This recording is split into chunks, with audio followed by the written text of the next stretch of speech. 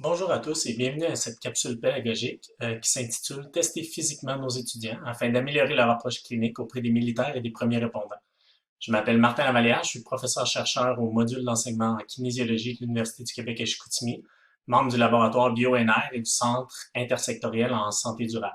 La présentation dont je vais vous parler aujourd'hui porte sur une activité pédagogique que l'on a développée avec une de mes étudiantes graduées, Frédéric Lehouillier, et le responsable des laboratoires en kinésiologie, M. Serge Couture. Les défis du milieu, en fait, c'est une activité pédagogique qu'on a développée dans le cadre où, dans l'éventualité où une mauvaise mise en œuvre de programmes de formation ou d'entraînement pourrait nuire à la capacité du travail, augmenter la probabilité de blessure et compromettre en fait le processus de sélection pour le recrutement, le maintien en emploi et le déploiement des premiers répondants.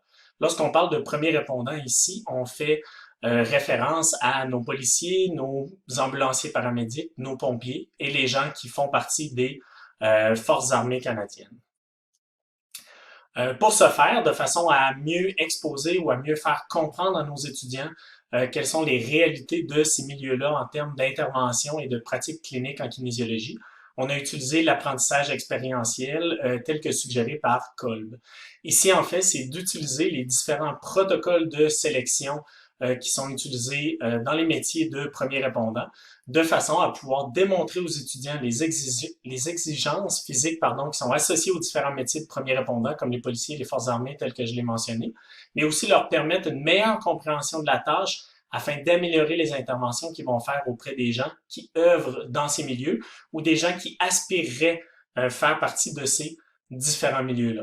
Donc, l'apprentissage expérientiel ici nous permet de sortir du cadre théorique typiquement associé aux lectures et à la compréhension des besoins de ces milieux-là, puis permettre aux étudiants de l'expérimenter sur le terrain directement.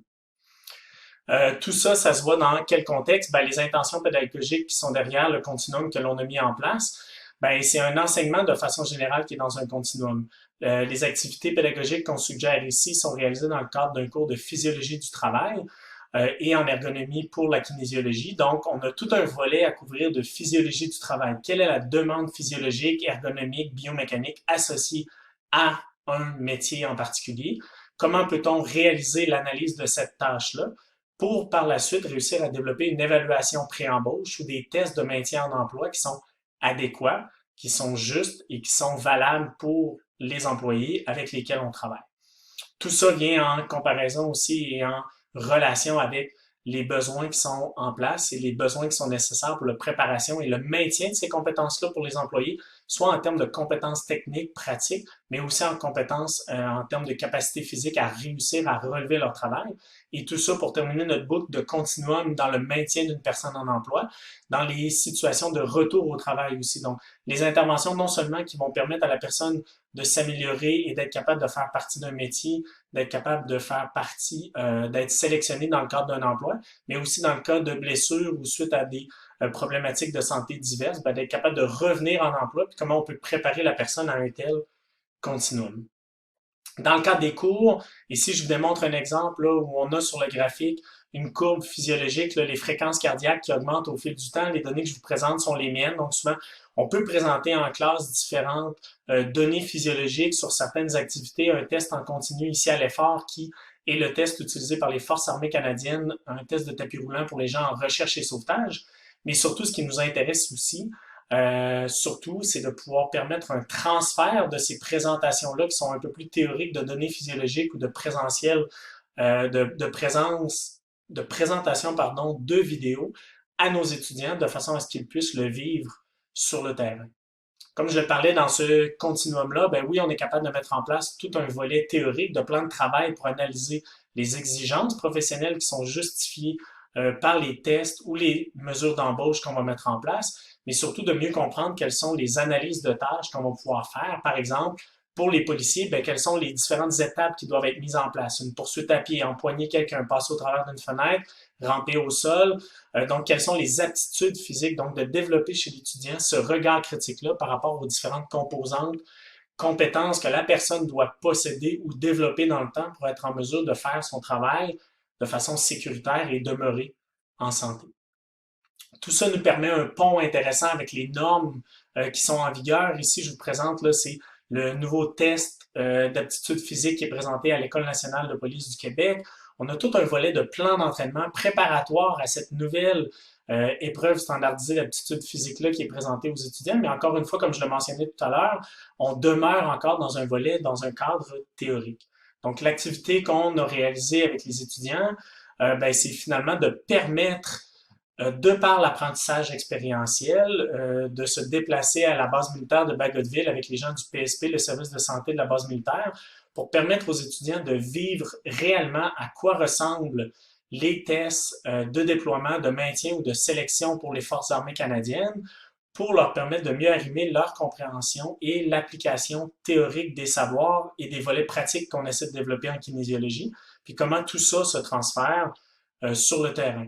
Ici, on a tout le continuum de santé dans les volets d'évaluation. Ça permet aussi aux étudiants de voir que tout le processus d'évaluation dans les forces armées canadiennes ici ou dans les processus de premiers répondants ne sont pas seulement un succès ou échec pour les personnes, mais il y a tout un continuum, il y a une différente classification des gens en fonction des performances qu'ils vont atteindre, mais aussi des risques pour leur santé, de leurs conditions physiques générales. Ici, en fait, vous voyez, là, on a toutes les modalités des étudiants qui sont directement dans les contextes d'apprentissage. Donc, on a différents exemples à la gauche de la diapositive où on voit les étudiants qui ont réalisé les différents tests de sélection pour les pompiers militaires sur la base militaire à Bagotville, les pompiers d'aéroport. On a aussi des étudiants qui ont réalisé les tests de recherche et sauvetage, donc transport de charge sur un tapis roulant, transport de charge avec des poids libres et un test en piscine en bas à droite. Ce qui est surtout important ici, c'est de permettre aux étudiants, sans qu'ils aient été exposés initialement dans le continuum de classe qu'on fait ici, sans qu'on leur ait présenté directement les protocoles. Donc, on leur demande à l'aide d'un cahier de laboratoire quelles sont leurs appréhensions, quelles sont leurs perceptions avant de participer à l'activité de laboratoire de façon formative. Donc, à quoi ils s'attendent en fait à vivre en termes d'évaluation. Par la suite, ce qu'on fait avec les étudiants, c'est une fois qu'ils ont complété, encore une fois de façon formative, dans un cahier de laboratoire qui est annoté puis évalué en sommatif à la fin de la session, on leur demande de noter leurs commentaires quant à l'expérience qu'ils ont vécue, soit en tant qu'évaluateur ou en tant que participant, comme personne réalisant les différentes tâches lors de ces évaluations-là. Au niveau des modalités d'évaluation, là, un certain sommaire des réponses que les participants nous ont données, nos étudiants, bien, on voit que ça a permis une sensibilisation accrue, donc la participation aux différentes activités dans ce contexte-là d'apprentissage expérientiel permet une meilleure sensibilisation des étudiants face à la demande de la tâche, une meilleure compréhension des exigences physiques associées à ces emplois, puis le contexte dans lequel ces tâches d'évaluation-là s'intègrent, comment l'équipement, les différents équipements de protection individuelle peuvent interférer ou influencer la performance des étudiants. Ils ont aussi tous exprimé que les tests paraissent beaucoup plus faciles lorsqu'ils les lisent sur papier que lorsqu'ils les ont essayés en personne. Les élèves ont aussi reconnu l'importance primordiale d'un bon état de santé, comme on le voyait dans le continuum des forces armées canadiennes, que oui, il y a toute une différenciation en termes de performance qui est sur l'axe vertical, mais qu'il y a aussi tout un continuum de santé sur l'importance de maintenir une bonne santé chez nos premiers répondants. Les bénéfices, peut-être les points un peu plus compliqués à faire dans le cadre de ces évaluations-là, bien, on le voit avec les images qui sont présentées à la droite. On a un représentant là, de l'équipe de recherche et sauvetage du PSP à Bagotville qui était présent lors des activités avec nous. On a une forte participation des pompiers de la base militaire lorsqu'on va avec les étudiants en kinésiologie sur ces différentes activités. C'est vraiment une relation avec le milieu qui s'est développé. C'est donnant-donnant. Ils nous permettent d'avoir un accès à leurs installations pour effectuer différents tests, sensibiliser nos étudiants aux besoins de ces milieux-là. Puis les milieux en retrouvent un bénéfice tout autant intéressant parce que ça leur permet aussi de communiquer leur passion, les réalisations qu'ils font dans le cadre de leur travail. Puis c'est aussi une belle façon, souvent pour le milieu, pour les gens qui travaillent au PSP, une belle façon de voir quels pourraient aussi être les étudiants avec un potentiel intéressant ou de développer un intérêt particulier chez les étudiants suite à cette exposition-là dans le milieu pratique lors de l'apprentissage qu'on fait avec eux.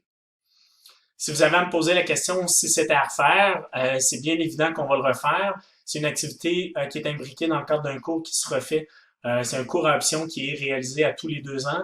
On a maintenant imbriqué certains des tests qui étaient utilisés dans le cadre de ce cours-là. On les réutilise à tous les ans maintenant dans un stage d'initiation en kinésiologie. C'est un volet qui est positif. La majorité de nos étudiants aussi réussissent à être mieux sensibilisés.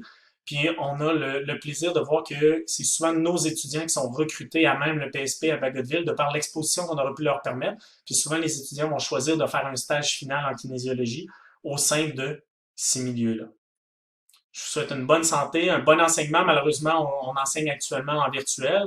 Vous avez bien vu que les activités que je vous présentais aujourd'hui requièrent une forte présentation, là, un fort présentiel de par l'exposition dans les milieux, la participation des milieux pour les activités, mais on est capable de réaliser tout ça.